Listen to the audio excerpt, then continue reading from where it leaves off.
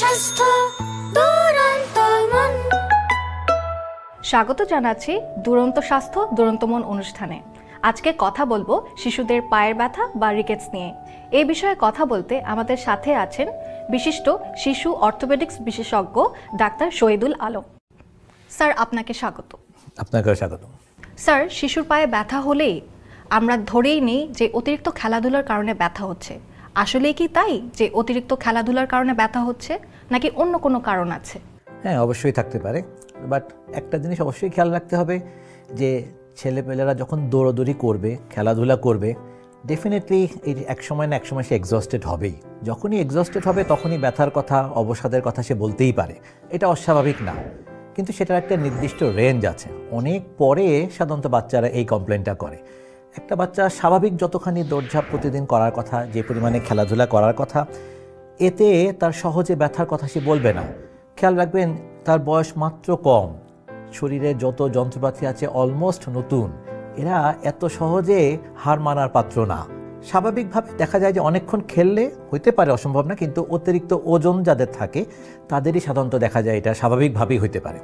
কিন্তু যদি কোনো বাচ্চা অল্প কিছুক্ষণ খেলাধুলা করলেই, বিশেষ করে অন্য বাচ্চাদের সাথে কম্পেয়ার করে যদি বাবা মা মনে করে যে অন্য বাচ্চাটা আধা ঘন্টা 1 ঘন্টা খেললো কিছু বলতেছে না, অথচ আমার বাচ্চাটা মাত্র 10-15 মিনিট খেলার পরে বলতেছে তার নাকি পায়ে ব্যথা, হ্যাঁ, সেটাকে অবশ্যই সতর্ক হিসাবে নেওয়াই উচিত। এবং সেক্ষেত্রে তখন তার কতগুলো কারণ আসলেই আছে কিনা সেটা বের করে দেখতে পারলে ভালো হয়। স্যার, আমরা জেনেছি রিকেটস নামের রোগের কারণে শিশুদের পায়ের ব্যথা হয়ে থাকে। এই বিষয়ে যদি একটু কিছু বলতেন। রিকেটস হচ্ছে একটা স্পেসিফিক রোগ, যে রোগে ভিটামিন ডি এর অভাব হয়। ভিটামিন ডি আমাদের হাড়ের তৈরি হওয়ার জন্য একটা অন্যতম প্রধান উপাদান। এ যদি না থাকে তাহলে যে হাড় তৈরি হবে না, ব্যাপারটা কিন্তু তা না, হাড় ঠিকই তৈরি হবে। যেমন একটা উদাহরণ দিয়ে যদি বলি, এক একটা বিল্ডিংয়ে যখন আমরা তৈরি করি, এক একটা পিলার যখন উঠে, এক একটা পিলারে গড়ে 4টা করে রড দিয়ে এই পিলারটা উঠে। এখন কোনো বাচ্চার শরীরে যদি ভিটামিন ডি এর অভাব হয়, তাহলে তার পিলার মার্কা এই বোনসগুলো কিন্তু ঠিকই উঠে যাবে, কিন্তু দেখা যাবে যে ভিতরে যে 4টা রড সমপরিমাণ যে শক্তি থাকার কথা, 2টো রডের সমপরিমাণ শক্তি নিয়ে সে বড় হয়ে যাবে। ফলে বড় হতে কখনোই সমস্যা হবে না, কিন্তু এই হাড়গুলো থাকবে দুর্বল। ফলে বাচ্চার স্বাভাবিক ওজন নিতে, অথবা যে পরিমাণ সময় পর্যন্ত দৌড়াদৌড়ি করলে তার ব্যথা হওয়া উচিত না, তার থেকে কম দৌড়াদৌড়ি করলেই এই আপাত দুর্বল হাড়গুলা তখন আপত্তি জানাবে। এই আপত্তিটাই বাচ্চারা তখন এই ব্যথা হিসেবে প্রয়োগ করে। এবং যখন এই ব্যথা হিসেবে বাচ্চারা এটাকে কমপ্লেন করে, তখনই আমাদেরকে এই রিকেটস রোগের কথাই সবার আগে মাথায় রাখতে হয়। ভিটামিন ডি এর অভাবের কারণেই মূলত এটা হয়। এই ভিটামিন ডি কিন্তু তার শরীরেই আছে, এটা এমন না যে বাইরে থেকে খুব বেশি একটা আসতে হবে। এই ভিটামিন ডিটা শুধুমাত্র অ্যাক্টিভেট হতে হয়, এটা বডিতে অ্যাক্টিভেটেড অবস্থায় থাকে না। যেটা থাকার জন্য শুধুমাত্র কিছুক্ষণ সূর্যের আলোতে যদি বাচ্চাটা থাকে, তাহলে কিন্তু ভিটামিন ডিটা অ্যাক্টিভেটেড হয়ে যায় এবং সে বোনের ভিতরে ইনকর্পোরেট হয়ে বোনকে স্বাভাবিকভাবে শক্তিমাত্রা অর্জন করতে সাহায্য করে। ফলে কোনো বাচ্চা যদি কোনো কারণে রোদে স্বাভাবিক যে পরিমাণে যাওয়ার কথা সেই পরিমাণে না যায়, তাহলে এই ভিটামিন ডি তার শরীরে আয়দার না থাকলেও হতে পারে, অথবা থাকলেও অ্যাক্টিভেট হওয়ার না কারণে হাড়ে প্রবেশ করতে পারে না। ফলে হাড়গুলো তখন দুর্বল হয় এবং তখন এই বাচ্চাগুলা অল্পতেই দৌড়ঝাঁপ করার সময় ব্যথার কথা বলে, একটুতেই অবসাদ হয়ে পড়ে, কিছুক্ষণ রেস্ট নেওয়ার পর আবার খেলতে পারে। বিশেষ করে আরও আমি চমৎকারভাবে বলতে পারি, বাবা আমার এটা অবশ্যই খেয়াল করে দেখবে, এই কমপ্লেনগুলো কিন্তু বাচ্চারা যখন খেলাধুলা চলতে থাকে ইউজুয়ালি তখন করে না। খেলাধুলা শেষ করে যখন রাত্রে ঘুমাতে যায়, তখনই দেখবে যে বাচ্চাগুলো বলে যে তাদের পায়ে ব্যথা হচ্ছে, এমনকি তাদের পা পর্যন্ত টিপেও দিতে বলে। চিন্তা করে দেখেন। এবং এইটা হলেই আমরা সাধারণত বাচ্চার বাবা মাকে বলবো যে অবশ্যই আপনারা তখন এই রিকেটসের কথাটা মাথায় রাখবেন, যেটাকে আমরা নাইট পেইনও বলি, যে রাতের বেলাটাই ব্যথাটা বেশি হয়। ফলে এই রিকেটস রোগের কারণে স্বাভাবিক একটা বাচ্চারও পায়ের ব্যথা খেলাধুলা করার পর অবশ্যই হতে পারে। স্যার, আমরা কিভাবে বুঝবো সন্তানের রিকেটস হয়েছে? বাচ্চাদের রিকেটস হওয়ার ব্যাপারটা কখন আমরা অনুধাবন করতে পারবো? একটা হলে অবশ্যই যে খেলাধুলার পর ব্যথার কথা বলছে, তখন আমরা সন্দেহ করতে পারি। কিন্তু এর থেকেও আরও একটা ভালো জিনিস দেখতে পাওয়া যায়, যেটা দেখলে আমরা মূলত রিকেটসের কথা চিন্তা করি। বাবা মারা এটা তাদের সন্তানদের হাঁটা চলা করার সময় খেয়াল করে দেখলে মনে হয় যাদের পাটা পুরোপুরি সোজা না, পাটা খানিকটা বাঁকা। এই বাঁকা কোমর থেকে পুরা পায়ের পাতা পর্যন্ত একরকমভাবে হতে পারে, আবার হাঁটুর কাছ থেকেও আলাদা করেও বাঁকা হতে পারে। কিন্তু এটা এই বাবা মারা সবার আগে চোখে পড়ে। এমনকি বাচ্চারা যে খেলাধুলার পরে যে ব্যথার কথা বলবে, এরও অনেক আগে থেকেই এই জিনিসটা দেখা যায়। কারণ বাচ্চারা একটা বয়সে, স্বাভাবিক বয়সের একটা বাচ্চা 9 মাস বয়সে দাঁড়াবে, আনুমানিক 12 মাস বয়সের মাথায় হাঁটা শুরু করবে। যখনই সে দাঁড়ানো এবং হাঁটা শুরু করে তখনই অনেক বাবা মাই খেয়াল করে পা দুটা তাদের কাছে সোজা লাগে না। শুরুতে মনে করে ছোট বাচ্চা মাত্র হাঁটা শুরু করলো, বোধহয় এটা আস্তে আস্তে ঠিক হয়ে যাবে। কিন্তু যত দিন যায় তত তারা খেয়াল করে দেখে না, ঠিক হচ্ছে না, বরং এটা আরও বাড়ছে। এবং একটা পর্যায়ে যখন বাচ্চাটা পুরোপুরি দৌড়দৌড়ি শুরু করে তখন বাচ্চাটা নিজেও ব্যথার কথাও কমপ্লেন করে। যখনই ব্যথার কথা কমপ্লেন করে অথবা বাঁকাটা চোখে পড়ে অথবা এই দুটোকেই একসঙ্গে যখন বাচ্চারা বাবা মা খেয়াল করে তখন তারা সন্দেহ করতেই পারে যে আমার বাচ্চাটা রিকেটস হলো কিনা। সব বাঁকা হলেই যে রিকেটস হবো তা কিন্তু বলবো না। প্রতিটা বাচ্চা খানিকটা বাঁকা পা নিয়েই জন্মগ্রহণ করবে, কোনো বাচ্চাই সোজা পা নিয়ে আসবে না পৃথিবীতে, এটা একদম ফিক্সড। এই যে বাটা বাঁকা যেটা থাকবে, ভিটামিন ডি এবং অন্যান্য রোদের পরিমাণ যদি ঠিক রাখা যায় সময়ের সাথে সাথে 2-3 বছর ম্যাক্সিমাম এর মধ্যে এগুলো কিন্তু নিজে নিজে সোজা হয়ে যাওয়ার কথা। কিন্তু যাদের রিকেটস থাকে তাদের বাবা মা দেখবে সোজা তো হচ্ছেই না, প্রতিদিনই মনে হচ্ছে বাঁকার পরিমাণ আরও বাড়ছে। তাহলে খেলাধুলা পর অতিরিক্ত ব্যথার কথা বলছে, অল্পতেই ব্যথার কথা বলছে, অথবা পা বাঁকা দেখা যাচ্ছিল যেটা ঠিক হচ্ছে না, বরং প্রতিনিয়ত মনে হচ্ছে একটু একটু করে হলেও বাঁকা হচ্ছে, বিশেষ করে দাঁড়ানো বা হাঁটার সময় বাঁকাটা আরও ভালো মতো বোঝা যাচ্ছে, তখন বাবা মা সন্দেহ করতেই পারে যে তার বাচ্চা রিকেটস হলো কিনা। স্যার, এই যে রিকেটস ধরা পড়লো একটি শিশুর, সেক্ষেত্রে পরবর্তী স্টেপটা কি? আমি বলবো যে বাচ্চার বাবা মা যদি কখনো কোনো রকম সন্দেহ হয় তখনই তার চিকিৎসকের কাছে যাওয়া উচিত। চিকিৎসক যদি দেখে বলে যে না এখনও এইটুকুন বাঁকা স্বাভাবিক, নিশ্চিন্ত মনে বাসায় চলে আসবে, কোনো অসুবিধা নেই। আর যদি বলে যে না বাঁকাটা পরিমাণটা এই বয়সের সাথে ঠিক মিলছে না, বেশি লাগছে, তাহলে তখন সেই অনুযায়ী পরীক্ষা নিরীক্ষা এবং চিকিৎসা করার প্রয়োজন হবে। তাহলে আমি চিকিৎসকের কাছে যেতে বলবো। চিকিৎসক তার অভিজ্ঞতার আলোকে লাগলে কিছু পরীক্ষার মাধ্যমে নির্ধারণ করবেন যে এই বাঁকাটাকে স্বাভাবিক বলা যায় কিনা। যদি স্বাভাবিক বলা যায় তাহলে উনি আর কিছুই বলবেন না, দেখবেন শুধু একটু রোদে রাখার অ্যাডভাইস দিয়ে ছেড়ে দিয়েছেন। আর যদি মনে করেন যে না এই বয়সতে এতটা বাঁকা হওয়ার কথা না, তাহলে উনি তখন কিছু পরবর্তীতে পরীক্ষা, কিছু এক্সরে, কিছু রক্ত পরীক্ষার মাধ্যমে নির্ধারণ করবে যে আসলে রিকেটস হলো কিনা বা হলে তার মাত্রাটা কীরকম, এবং সেটা যদি উনি নির্ধারণ করে তাহলে সেই অনুযায়ী তখন চিকিৎসা দেওয়ারও ব্যবস্থা করবেন। রিকেটসের চিকিৎসা সম্পর্কে যদি একটু বলতেন। প্রথম কথা তো আগেই বলেছি যে রিকেটসের যে মূল যে অভাব ভিটামিন ডি, এটা বাচ্চার শরীরেই থাকে, যেটা চালু হওয়ার জন্য সূর্যের আলোতে রাখতে হবে। ফলে আমরা ইনভেরিয়েবলি ডক্টররা প্রথমে বাবা মাকে বলবো যে এই বাচ্চাটাকে আপনি একটু রেগুলার রোদে রাখার ব্যবস্থা করেন। একসময় গ্রামের বাচ্চাদের এই সমস্যা কোনো দিনই হতো না, কারণ তারা বেশিরভাগ সময় বাইরে থাকে। কিন্তু আমাদের শহরের বাচ্চাদের প্রবলেম, সবই এখন অ্যাপার্টমেন্ট, এক বিল্ডিংয়ের ভিতরে অনেকগুলো বাচ্চা থাকে, ছাদে যাওয়ার জন্য যার আরেকজন লোকের প্রয়োজন, যে বাবা মা অফিস কাজে ব্যস্ত থাকেন, তারা যখন অবসর সময় বাসায় ফেরত আসেন তখন আকাশে সূর্য থাকে না, কারণ তারা সূর্যাস্তের পরে ফেরত আসে। ফলে বাচ্চারা একা যেতে পারে না বিধায় তাদের জন্য সূর্যের আলোর এক্সপোজার হওয়া খুবই কঠিন। এই জন্য আমাদের প্রথম অ্যাডভাইসটা থাকবে বাবা মার প্রতি যে আপনারা আপনাদের বাচ্চাকে রেগুলার একটু রোদে রাখার অভ্যেস করবেন। এই রোদে রাখার ব্যাপারেও একদম স্পেসিফিক টাইম লিমিট বলে দিই আমরা। যেমন যদি এটা গরমকাল হয় তাহলে আমরা বলি সকাল 8টার পরে অথবা এবং বিকাল 4টার আগে, 8টা থেকে 4টার মধ্যে। শীতকালে যেহেতু রোদের তেজ একটু কম থাকে তখন আমরা সময়টাকে একটু কমিয়ে দিই, সকাল 10টার পর দুপুর 3টার আগে। এই সময়ের মধ্যে তারা বাচ্চাটাকে একটা স্বাভাবিক হাফ প্যান্ট এবং হাফ শার্ট পরায়, রোদের মধ্যে একটানা 15 মিনিট করে দিনে 2 বার একটু একটানা রাখবে। একটানা রাখাটা জরুরি। এখানেই বেশিরভাগ বাবা মা ভুল করে ফেলে, নিয়ে যায় ঠিকই রোদে, বাচ্চা ছায়াতে চলে গেল, খানিকক্ষণ পরে এই বাচ্চা কোথায় গেল তাকে আবার সুন্দর করে ধরে নিয়ে এসে রোদে দেয়, আবার ছায়াতে দেয় এবং ঘড়ি দেখে হিসাব করে এক্স্যাক্টলি ডাক্তার সাহেবের কথা মতো আমি কিন্তু 15 মিনিটই রেখেছি। কিন্তু দেখা যায় যে 15 মিনিটের মধ্যে হয়তো সর্বসাকুল্যে 5-7 মিনিট হয়তো সে একটানা রোদে ছিল।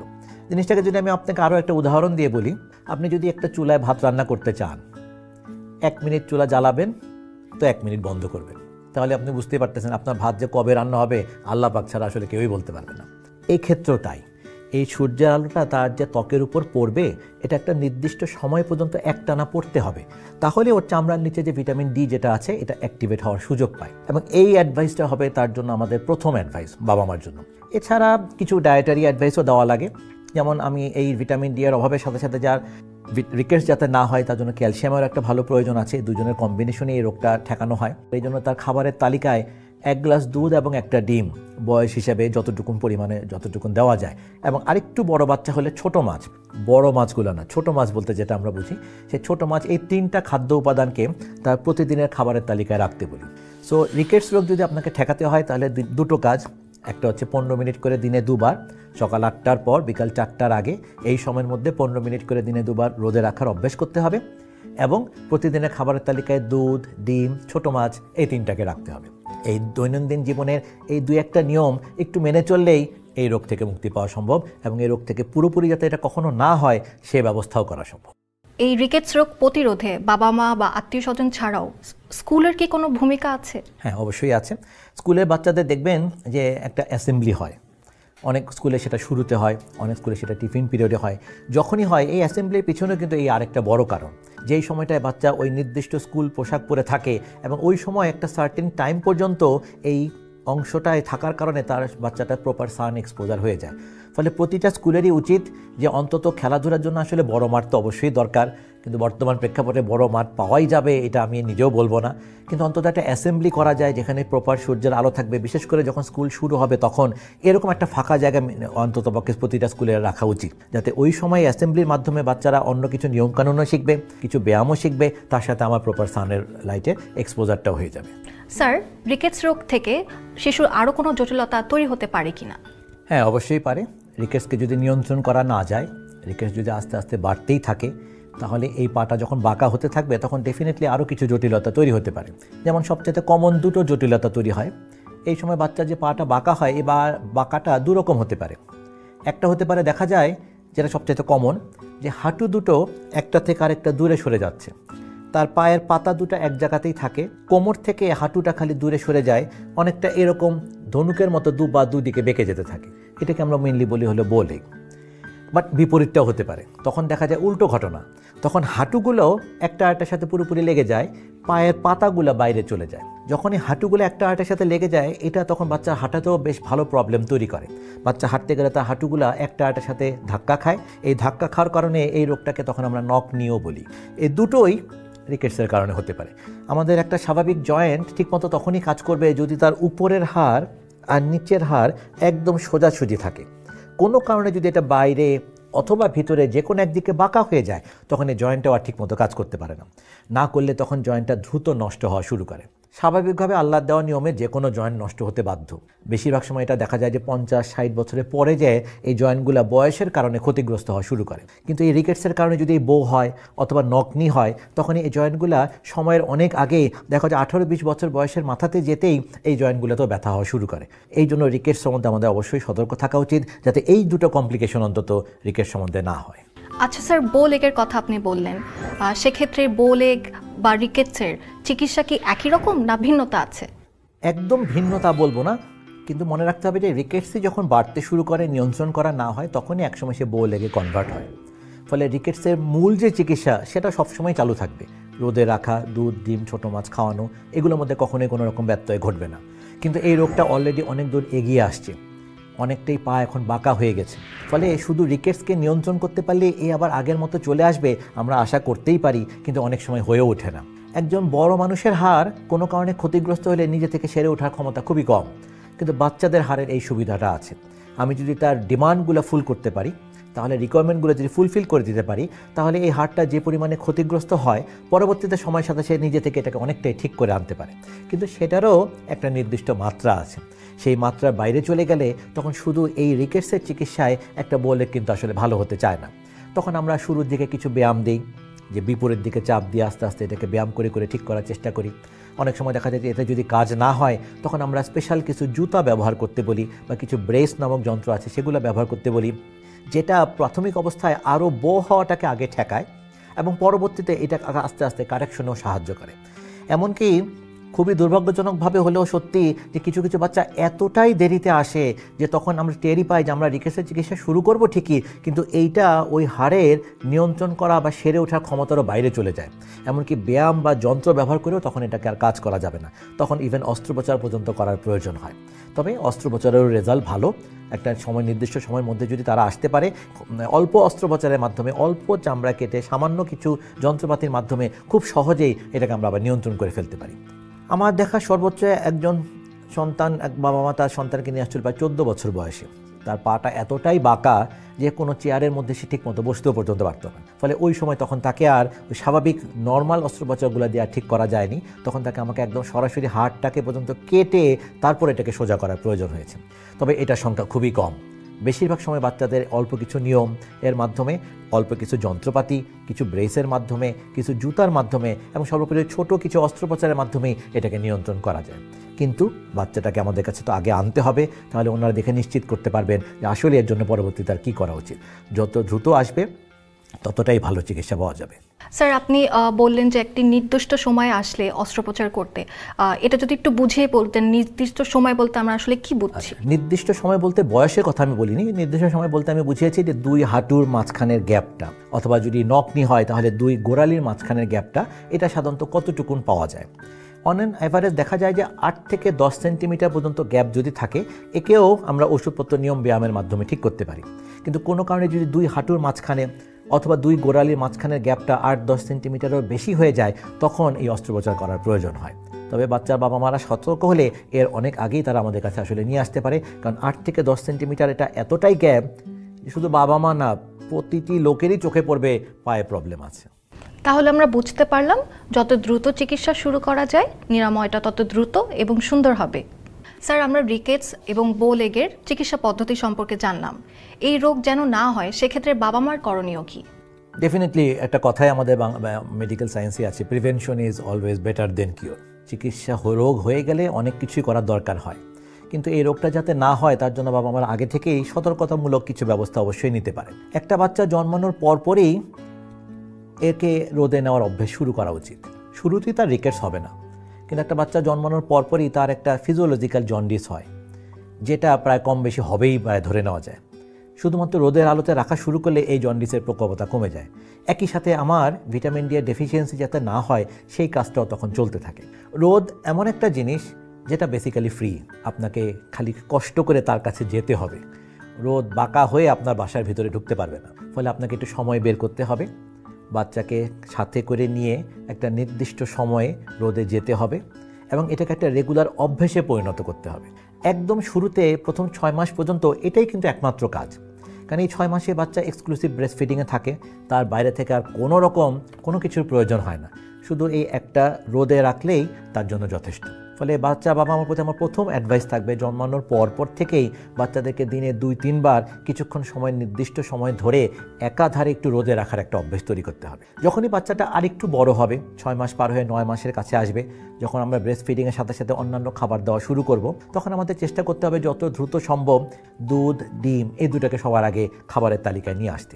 এই দুটা যখন তার খাবারের তালিকার ভিতরে থাকবে, তার সাথে কিন্তু রোদও চলবে, তাহলে এই রিকেটস রোগটা কখনো তার শরীরে আসতেই পারবে না। একটা স্বাভাবিকভাবে বাচ্চার পা যেটা বাঁকা থাকবে, এটা এই নিয়ম 3টা মেনে চলতে পারলে এটা স্বাভাবিক গতিতেই একসময় ঠিক হয়ে যাবে, এটা প্রোগ্রেস করবে না। আরও যখন বড় হয়ে যাবে, যখন স্কুল গোয়িং এজ চলে আসবে, যখন অন্যান্য খাবার দাবার পুরোপুরি চালু হয়ে যাবে, তখন বাচ্চার খাবারের তালিকায় আমরা ছোট মাছও যোগ করে দিতে পারি। এই 3টা বিষয়ে যদি একজন বাবা মা সতর্ক হন, প্রিকশন নেন, তাহলে আমার ধারণা তার বাচ্চার শরীরে রিকেটস কখনো আসতেই পারবে না। স্যার, আজকে আমরা রিকেটস রোগ সম্পর্কে, বো লেগ সম্পর্কে, নকনি সম্পর্কে অনেক প্রয়োজনীয় তথ্য জানতে পারলাম, যা আমাদের কাজে লাগবে, আমাদের সন্তানদের কাজে লাগবে। স্যার, আপনাকে অসংখ্য ধন্যবাদ আমাদেরকে সময় দেওয়ার জন্য। আপনাকেও ধন্যবাদ। আজ এ পর্যন্তই। আগামী পর্বে আবার দেখা হবে নতুন কোনো অতিথির সাথে, নতুন কোনো বিষয় নিয়ে। ততক্ষণ পর্যন্ত ভালো থাকুন, সুস্থ থাকুন এবং শিশুদের সুস্থ রাখুন। দুরন্ত ফেসবুকে ফলো করো এবং ইউটিউবে সাবস্ক্রাইব করো দুরন্ত টিভি।